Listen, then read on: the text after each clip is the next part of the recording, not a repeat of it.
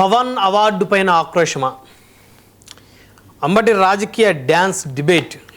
మీకు ఈ సబ్జెక్ట్ తెలుసు కదా. అవును.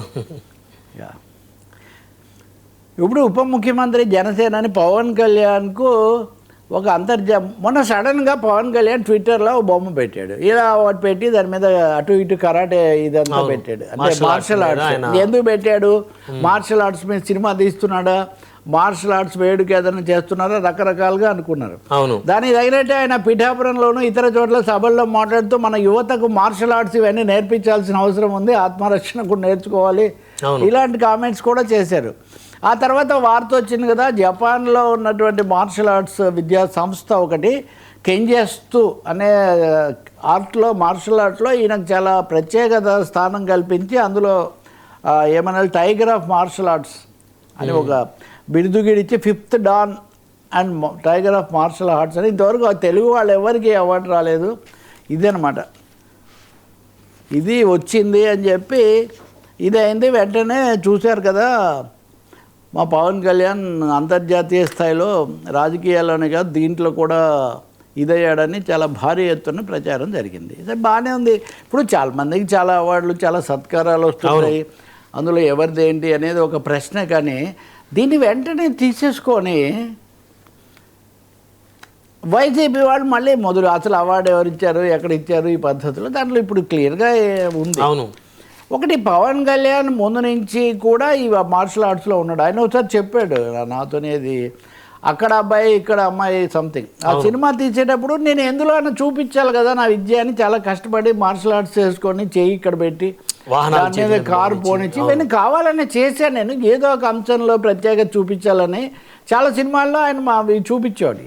ఎంత ఏంటి ఎక్స్పర్ట్స్ చెప్పాలి అందరికి తెలియదు. కానీ సో ఆ సమయంలో ఆయనకు అప్పటి నుంచి దాన్ని కొనసాగిస్తున్నారు. ఆయనకు అవార్డు వచ్చింది. ఈ అవార్డు రాగానే ఆయనకి ఏం ఒరిగి వెంటనే ఏం అవ్వదు కదా. దీని మీద ఎందుకు ఉక్రోషం, దీని మీద చర్చ ఎందుకు? సో నేను ఉదయం చూస్తున్నాను, నేను నిన్న అంబటి రాంబాబు వైసీపీ తరఫున మాట్లాడుతున్నారు, దాని మీద డిబేట్ కూడా చేస్తున్నారు.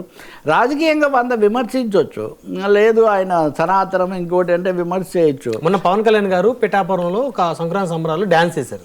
ఆ డ్యాన్స్ చేస్తే అంబటి రాంబాబు గారికి ట్వీట్ పెట్టారంటే, నేను డ్యాన్స్ చేస్తేనేమో నన్ను సంబరాలు రాంబాబు అని అన్నారు, మరి ఇప్పుడు ఆయన పవన్ కళ్యాణ్ గారు డ్యాన్స్ చేశారు కదా, మరి ఆయన ఏమనాలని చెప్పేసి మాట్లాడుతున్నారు.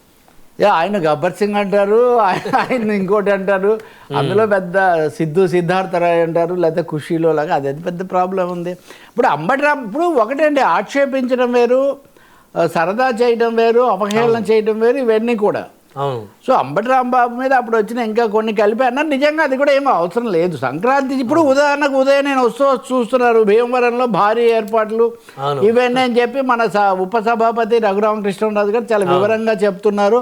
గన్నవరంలో కేసరపల్లిలో అసలు ఆంధ్రప్రదేశ్లోనే ఎక్కడా లేనంత పెద్ద ఇదేశాము, ఇక్కడ అన్ని చాలా బాగా చేస్తామని చెప్తున్నారు. కాబట్టి ఒక్కటే, ఇందాక మనం కేసుల గురించి మాట్లాడినా, ఇప్పుడు క్రీడల గురించి మాట్లాడినా సూత్రం ఒక్కటే. బ్రహ్మనాయుడు గారి పట్ల ఎట్లా ఉంటారో రవి గారి పట్ల కూడా అదే ఉండాలి. ఈయన విమర్శిస్తే ఆయన విమర్శించాలి. ఇప్పుడు ఆయన డ్యాన్స్ చేస్తే తప్పు, ఇది కుదిరే కథ కదా. అయితే Pawan Kalyan is an actor. Ambati రాంబాబును కూడా సినిమాల్లో విలన్గా నటించమంటే జగన్ వద్దంటే ఆగిపోయాడు. అది అందరికీ తెలిసిన విషయమే. కాబట్టి ఆ కళ ఆయన ఎప్పుడు ఉంటుంది. 1-2 సినిమాలు నటించారు రాంబాబు గారు, చిన్నదేదో వేశారు కానీ పెద్దది వేయల. ఇంకా కొంతమంది వేశారు, ధర్మశ్రీ వేశారు, లేకపోతే తెలుగుదేశం నాయకులు కొంతమంది వేశారు. ఇప్పుడు ఈయన కూడా మొన్న డ్యాన్స్ చేశారు. ఎవరు? రఘురామకృష్ణరాజు. ఆమె ఒక యాక్ట్రెస్, స్వాతి కాదు, ఆ అమ్మాయితో కొంచెం 2 స్టెప్పులు వేసాడు. అంటే ఆయన వస్తుంటే హీరో ఎలివేషన్ టైప్లో ఏదో చేశారు.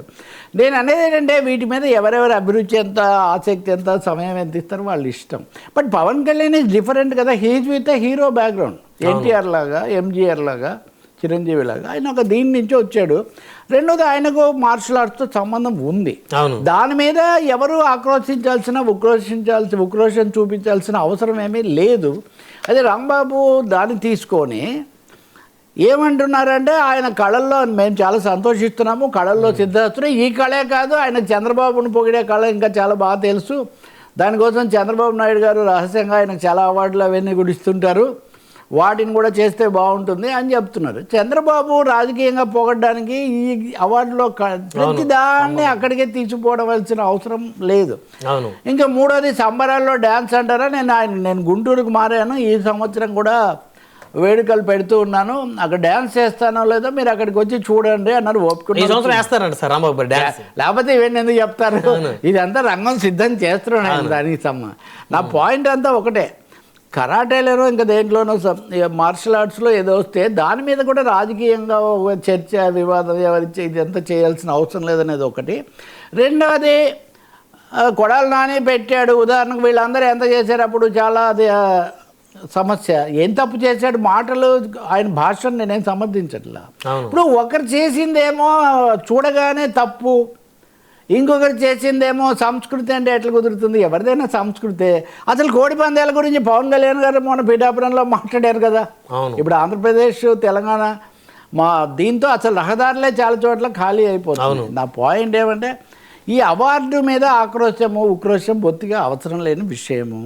రెండోది ప్రాథమికంగా ఆయన నటుడు కాబట్టి, చాలా పాపులర్ హీరో కూడా కాబట్టి, కరాటే కార్ల మీద ఇది ఎప్పుడు మొదటి సినిమాలోనే చేతుల మీద కార్లు ఎక్కించుకున్న ఆయనకు ఎంత పట్టు ఉండాలి కదా, ఆ విద్య అది.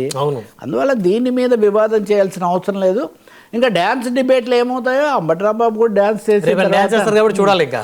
So Ambati Rambabu dance, Raghuramakrishnaraju dance, Pawan Kalyan dance ఒకటే ఎట్లా అవుతాయి?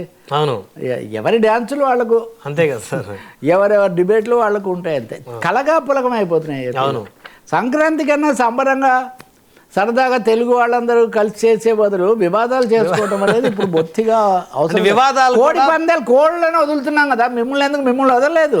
ఇప్పుడు ఈ నాయకులను మీరు రాజకీయాలు చేయండి, ప్రజలకు మేలు చేయండి అన్నాం, కానీ కోడి పందాలకు కోళ్ళు ఉన్నాయి. వీళ్ళు పందాలు వేసేసుకుంటారు. మీరు పందాలు వేసుకొని మీరు 4 తిడితే మేము 4 తిడతాము. అది ఏమైనా అవార్డు అయినా, రాజకీయమైన, ఆర్థిక విధానమైన, ప్రాజెక్టులైనా మేము అలాగే కొట్టుకుంటాం. అదొక్కటి వద్దని చెప్పాల్సి వస్తుంది.